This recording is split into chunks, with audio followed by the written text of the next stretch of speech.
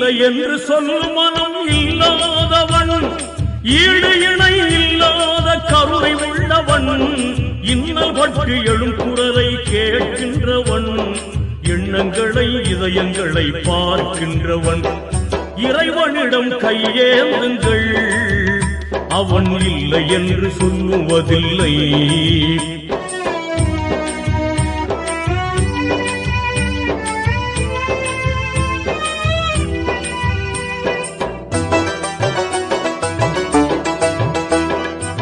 ஆசையுடன் கேட்பவர்க்கு அள்ளி தருபவன், அல்லல் துன்பம் துயரங்களை கிள்ளி எறிபவன், பாசத்துடன் யாவரையும் பார்க்கின்றவன், பாவங்களை பார்வையினால் மாய்க்கின்றவன்.